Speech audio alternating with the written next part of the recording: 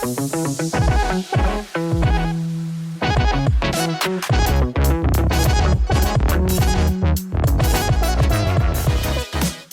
welcome to episode 63 of the Islanders podcast. My name is James. And my name is Daniel. I'm Minnie. I'm Yen. Today we're going to talk about quite a special, serious topic. Mental health. Mental health. Yeah, mental health. Because recently in Taiwan there were a couple of, suicide. Suicide. College students. Yeah. In maybe in Taida. Taiwan University, and every year in National Taiwan University, there are also people that choose to end their own life, and so I wanted to talk about mental health in memory of these people, because the more we talk about it, the better it is for the society to take this seriously. So because in Taiwan there is normally this stigma that people don't talk about their feelings, and there's like this stigma, especially maybe within males, with masculinity, with masculinity and with Confucianism, that they think that men should keep their feelings bottled and be strong. Should bear their pain in this kind of adverse situations. So that's why I wanted to talk about it, is to start an initiative to maybe talk about your feelings a little bit more and seek help when you need to. Yeah. Okay. So let's talk about feelings today. Okay. Our feelings. So where should we start? Let's talk a little bit about numbers first. Number? Okay. Yeah, because one thing that shocked me was that a lot of Taiwanese people don't know where to find help when they need it. So there's some like institutions or like clinics they and provide. Some telephone numbers that we want to give you if you ever need any help, no matter how big of the help it is. Yeah. Like to you, it might be like you think it's a small thing, but actually it might be very important to maintain your mental health, right? Yeah. Okay, so about 4 to 5% of Taiwanese people suffer from mental health every year. Really? Which is, I think it's a little bit high. Yeah. Higher than Western number shocks me. countries. Yeah, because it's like maybe the pressure of life is it's constant. Yeah, pressure. it's a lot of workplace. pressure in Taiwan. Maybe somehow So is the study number pressure. Yeah. increasing or decreasing? I think this year it might be a little bit increasing because of all COVID. the COVID situation. And also one thing I want to point out is that maybe this questionnaire might not be 100% accurate. Yes. Right? Because some people maybe they don't think they have like mental health issues, but they're working through some problems themselves. Yeah. And so of these 4 to 5% of people suffering from, I'm talking about depression here. The real depression. Yeah, so depression in Taiwan, like I don't know what their criteria was, but probably depression, I think, is a lot like alcoholism. It's like you define whether you have depression sometimes. So anxiety is not be defined as anxiety is like a whole different topic. We're going to talk about it later, but we're not trying to we're talking specifically about depression. Okay? I think they're trying to evaluate that how often did you get this depressed? I think there is like a depression test. Yeah. Like if you get above how many scores, then you probably need to see a doctor. But it's not like absolute. I think a lot of definitely a lot of depression you have to go see a doctor for them to recognize the depression, right? So about from these 4 to 5% who suffer from depression in Taiwan, only 20% immediately seek help. Which is crazy to think about. Only 20% immediately to seek help. But sometimes the boundary between depression and anxiety or stress is it's not very clear. But the point here is they seek for help. Yeah, I know that the boundary is not clear. I'm talking about the numbers that we have, right? Yeah. So only 20% immediately seek help. Yeah. So either both are the problem, right? So if you don't immediately seek help, or you don't recognize that you have mental health problems, then both of these result in you not seeing a doctor. Yeah. Which means that we have to talk about it more to encourage people and to eliminate this stigma, which is very important. We've been talking about this for a long time. So why do you think only 20% seek help immediately? I think it's quite normal. Yeah, but I think there's a part of our culture that's maybe our parents or our society seldom taught us how to express our own feelings. They don't have like some rituals or some like behaviors that you can express yourself. Yeah. I think in our culture, in our society, we're lack of these kind of mechanism to do like it. masculinity it's talked some- about. And parents don't talk about it to their kids enough, right? Yeah. Like how many of your parents talk to you about depression? Like even chatted about this topic, right? no. Mostly it's about watching the news and then chatting Yeah. about the crazy people on the news. Yeah. And that is a very backwards way of thinking about mental health, right? And for my parents, they felt awkward when they talk to me and my sister about this. Yeah. Yeah, they feel awkward, and they cannot figure out why they feel awkward. Yeah, When my parents actually my mom Yeah. actually talked about this with me too, because she's a school teacher and Yeah. she has to deal with like students being depressed. Yeah. But then again, your mom Is like a agreed professional. for you to get a tattoo, like in Spain. Yes. So I think your mom is within like the 90% Yeah. percentile of like open parents, right? In terms of open parents. Yeah. So most of our parents don't talk about this. Yes. Most of the information we get is from seeing news of random killings. Yes. And that is very, very bad for mental health as a whole, because people think if you need to go see a counselor, maybe you're crazy, maybe you're violent. yeah, Okay, and maybe so that you're is- weak in your that is a- mental health. That is a very bad part. Of, But I I think sometimes some patients are not aware of that they are actually ill. Yeah, I know. We're not talking about that. We're Yeah. talking about like how our parents, from our parents' generation, that how they view, depression. They conceal their feelings. Yeah, and maybe some reasons come from the government. Depression come from their like oppression of people, like keeping your voices voice down. Yeah. I mean that might play a role in that. Yeah. So consequently, our suicide rates are higher than Western countries. So I think there is a connection to be made from people seeking help and the prevention of suicide. Yeah, right? definitely. Okay. Yeah. So let's talk about therapy then. You know, so once you recognize that you may have depression problems, the very next thing you should do is actually to seek help. Yeah. To find some place where you can talk to them, right? Or some person, some circumstances you can like feel free to talk about these feelings. Yeah. So I think we will put some numbers in the description box if you ever need help, but I don't have the numbers right now. But yeah, so like where can we seek help? Like sometimes in school we can seek help. Yeah. Yes, in school. We have a counselor. Yeah, we have a counselor on actually site, a on counseling campus. center in the campus. But the fact is that the counseling center is always just crowded with people. So it's hard for you to- underfunded, right? Yeah, So definitely. not enough money goes to these counseling centers, so Not they enough can't resources. afford like enough counselors. Yeah. You have to reserve students, for yeah. that. Yeah, that's the fact. Yes. I think I think some of my friends actually sign up for counseling sessions. Yeah. And they had to wait like for 1 or 2 months. months, Wow. And yeah. that is actually too long of a response time. Yeah. Yes. To that, yeah. And then some of the teacher will now actively contact with students and take care of them.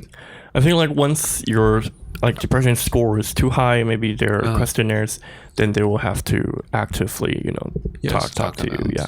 Yeah, and there's a direct way for you to trying to cope with these problems is just talk to your friends Talk or to your friends parents or also, someone yeah. you can trust. Or maybe just simply like recognizing that this is something that I'm going through. Yeah. And accepting it and not feeling Not that like this is refusing to face the because fact. maybe we're all there to help you, and it is not your fault that you are going through this, and it's not anybody's fault actually. Yeah, so don't be shy to seek help, but we also recognize why you wouldn't. Yeah, seek because help. the impression of because, depression is It bad is in our a society. tricky situation here in Taiwan. Yeah. Yeah. So let's talk about our own experiences with depression or maybe with mental health issues. Okay, so maybe you can share some of your own stories, like as much as you want to. But the main purpose for today is this exercise is to maybe talk about it a little bit and then encourage people to not be afraid to speak about face it. Yeah, to face it. Yeah, to talk with us. And You Yeah. can- Yeah, if you don't want to face it, it. it's fine too. We're not trying to push you to do anything. We just wanted to Encouraging talk to- about yeah. it. Yeah. So So who'll go first? maybe you can go first. Yeah, Okay, actually, my experience is quite mild. Yeah, Okay. Daniel. Yes. When I was a third grade student, I think that I had a mild depression at that time Oh, Yeah. because I think the junior year of college is like a turning point. Because at that time you will have to face your own future. Okay. Before that, you are just a student. All you have to do is playing in the class or maybe study for some subjects. It's quite simple. Life is really, really simple. But after that, you have to think about your own future. So it's the turning point of your Yes. life. Yes, because before that, my mindset is it's really simple. Just it's a test next week, so maybe I will have to study this week. That's all. Yeah. But in junior years, I will have to think about maybe graduate school or maybe works. Yeah. You'll have more choice to do. Yes, Yeah. I have to make many choices, but I don't have any experience, so I was quite anxious at that time. Anxious about your future. Right? Yeah. Yes. Yeah. I will say that is that is quite heavy when you first facing these kind of choices. Yeah. Yes. Many And- students are facing these Yeah, problems. definitely. Yes, Yeah. and also at that time, because at that time I think that in my major, material science, they only teach us about some theories, which I think is quite maybe not very solid. It's Yeah. not something you can touch or you can operate. Yeah. So at that time, I don't really know what I was learning. Okay. Yeah. Yes, because I don't have any hands-on experience. Yeah. So maybe I was thinking that my own expertise is can quickly be replaced by others. Yes. So at that time, I also witnessed that some of my classmates have many great achievement. Maybe they have a good internship in big company, or maybe they have exchange to other foreign. Yeah, they're doing excellent stuffs. Yeah. And I'm just here and Yes, just like a just loser. like a loser. Yeah. Yes. Feeling that I won't pass the exam and something. Yeah. So at that time, I was trying to maybe do something that's really big. That's Yeah. yes. But I was so overwhelmed by all these options. So maybe I should go find an internship in the summer vacation, Yeah. or maybe I should apply for an exchange. Yeah. So how did you cope with this problem? The choice, the anxiety you're facing. Oh, after that, I realized that all my anxiety comes from the comparison between me and my classmates. Yeah. Yeah, because I witnessed their achievement and I compare their achievement with my own, so I feel anxiety. Yeah. So after that, I think it over. I think maybe everyone has their own course of life.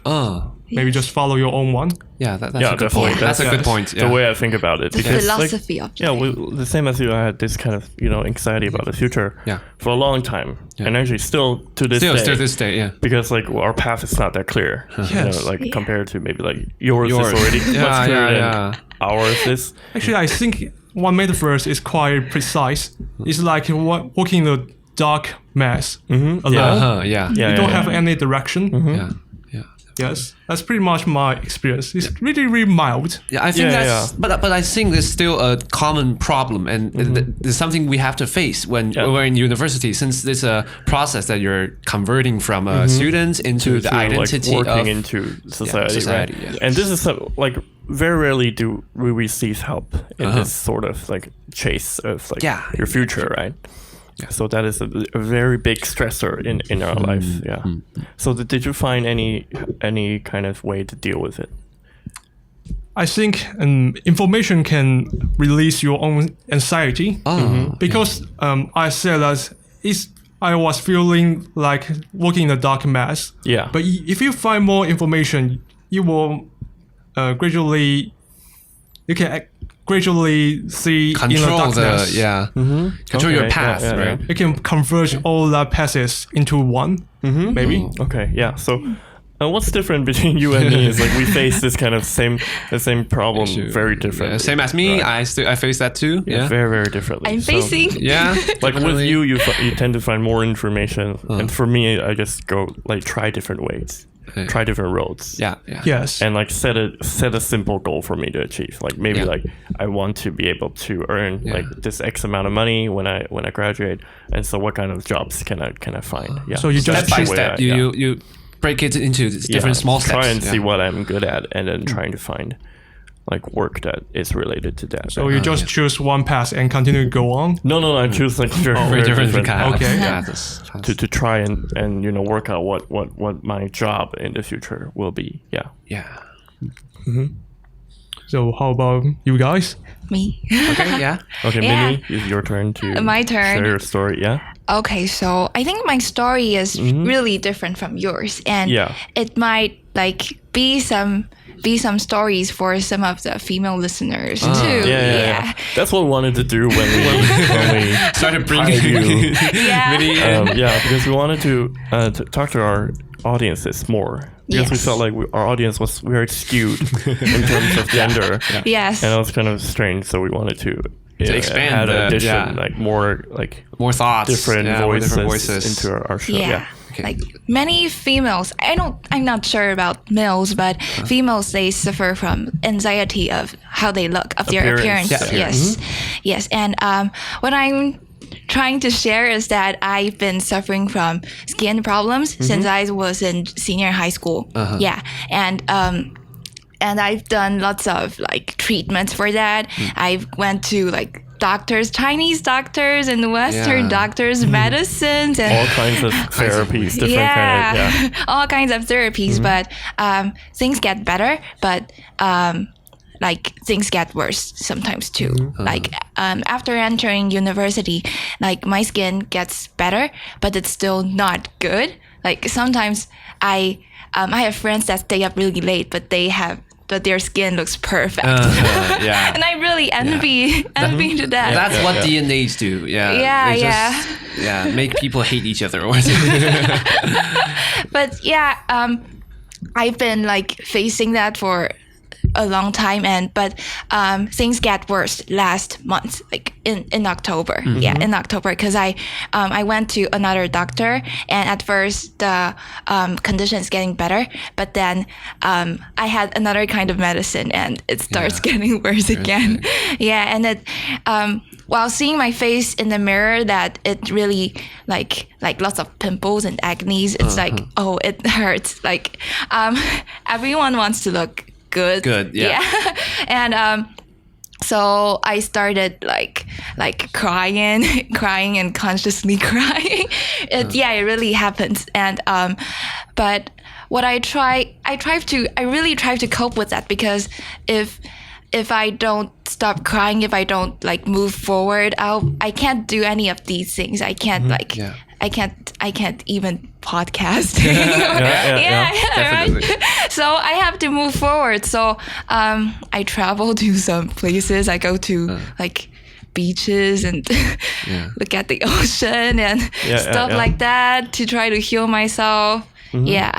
And things got better. It's got better for you? I think so. I think so. Like, but I think people like me still have to face things that when they look at the mirror sometimes in the morning when they are not in a good mood, they might feel like, oh, I look so bad. But your friends, people might tell, you look good, but it's you that you really have to tell yourself that it's okay for like telling yourself that it's okay to love myself. Right? I think that is a common problem. I think in a lot of in Western countries as well. And then, like you have to have good body shape. Like you've seen, like people are seeing posts on Facebook and Instagram that you have to have like curvy body figures, and it's like too much information about that. So when you see that, you think, and you look at your own body, it's like a comparison that you don't. The anxiety just flushes. Anxiety emerges suddenly. I think a lot of companies I see that are working towards like like making this not a problem, not that much of a problem. Yes. You know, like I think sometimes I look at them and they use models that are like regular people finally, and not like just some supermodel. You know, and I think that is helping a bit, and everybody recognizing that body shaming is it's horrible. Yes. Horrible. And and one thing I want to point out is that in message boards here in Taiwan, they are the source of these horrible, like such as PPT. Sometimes when I see them and it's like it's horror for me. It's horror material for me that's to see like disgusting, some kind of some kind of comments on other people. They're shaming horrible, other people's body shaming, and especially towards women, and that is horrible. So everybody has the right to be how they want to look like. Just be healthy. Yeah, be healthy. Be happy. Be happy. Healthy and happy. Yeah, and so so we should work towards like be more like acceptive to everybody. Yeah, you know, be accept more accepting. yourself. Yeah. And trying to get everybody to accept themselves. Yes. But it's very hard. It's It's really, a very, very really long hard. and hard process. that's a structural problem. That you have to work through. And so so we all have to keep on working on it. Yeah. Okay, so for me, actually 2 years ago, I was suffered from my sleeping disorder. Yeah, so I was always staying up late, as commonly. But when I was a sophomore student, I started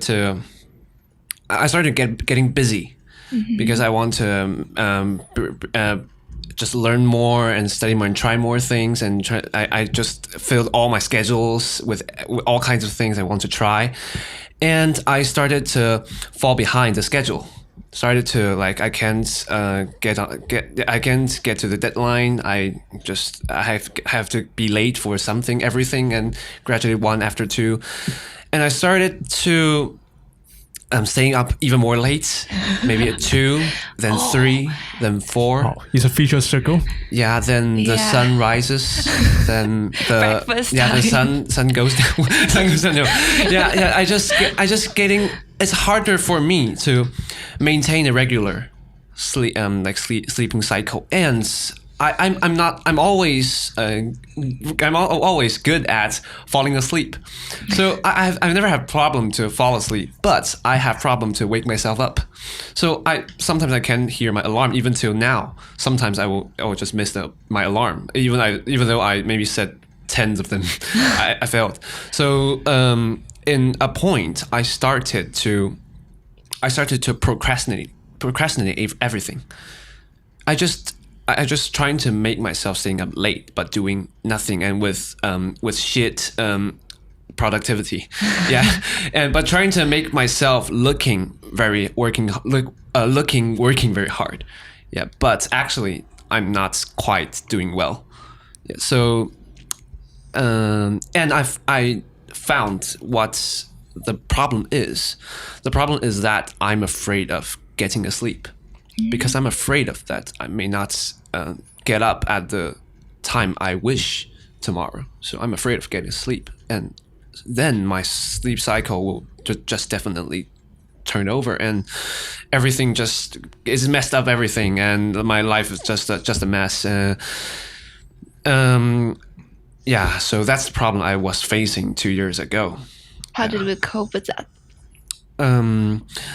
Eventually, I cope with that, not by myself, but by some... By your roommate? No, not by my roommate, but by because there's the semester ended and the summer vacation started. So I went back home, and I went to my grandpa's house, and there was in the mountain, so you can't do anything after the sunset. So that just gradually, I just picked up my regular sleep. I picked up my regular cycle. You were synchronized by the nature. Yeah. Just something like that. So I just gradually synchronized myself with our mother nature. And things got back on the track after then. And then I started to know that I have the problem of being afraid of being afraid of not able to wake up. So now if I have to wake up tomorrow at a certain time, I will just plan it. So you have to sleep 7 hours before you wake up. Yeah. So yeah, things getting better now, but sometimes when I was just crazily busy, some problems still emerge. But yeah, I think I found a way to try to cope with this. Actually, I also suffer from this problem because I always stay up late. Maybe sometimes I will sleep until maybe 2 a.m. or even later. Because I just because sometimes I just maybe watching some drama. Oh yeah, but I feel myself being more concentrated when it was dark. Yeah. So when I stay up that late, I will not be very energetic tomorrow. So at that time I was so upset for not able to work very efficiently because I feel so tired, dizzy and tired in the daytime. But after and sometimes at that time I also discovered that I had to try to utmost my own energy and my efficiency. So after I know that I cannot quit sleeping late. So I just choose to work in my most energetic, most efficient period to finish more works at that time. Yeah. So I still stick to my own routine, but yes, but I can work more efficiently. For me, I'm horrible in the morning, so I work like horribly in the morning. It's the worst time for me. I hate waking up early, and I think my best working hours is starting from 8 o'clock at night. Wow, that's really late.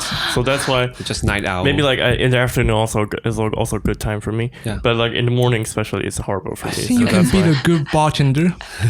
I can't. I try to tell my body to sleep earlier, but I just can't focus in the morning hours. I don't know what the problem is. Maybe we should move to the countryside. Maybe I should live in Europe. Probably. Maybe that's the problem. But anyways, I think we're all trying to deal with our problems in some sort of way, trying to nurse them, But also looking at therapy. Do you guys have any experience with therapy? Going to see a counselor? I know that I had one time during high school. Yeah, I know. I didn't have the. Okay. I just try to find solution online. Okay, my solution. Yeah. So during high school, there was a counselor at our school. I think all of our schools have counselors in high school, and he was very open and talked about mental health issues with us kids. And so when we were having our big test at the time, so we sought help from the counselor, dealing with friendship problems, dealing with pressure, and that was really, really helpful. And I think that planted a seed in ourselves that whenever there is a problem, you can always seek help. Yeah. Yes. And look for someone you can to always help talk about it. You don't have to be afraid to talk about it, and you can also always seek help. Yeah. So that was very, very instrumental in helping me maintain my personal mental health. So why did you go seek help? There was a very complex issue. We're not going to talk about that. It wasn't about myself, but it was about our relationship with somebody else in my class. Yeah. So what we wanted to do is, again, to encourage you to, if you have any, whatever problem you have, you can, don't be afraid to talk about it. And then there's always people that are there ready to help you. Yeah. And even though if it's just a friend or it's a counselor, a teacher or something, trying to find that thing to help you cope with anything that you're dealing with. Yeah. And we're all trying to help you. Yeah. Okay. So that's about all we have for this episode. And we'll put all the information in our description, and we'll see you next time. Okay. Bye.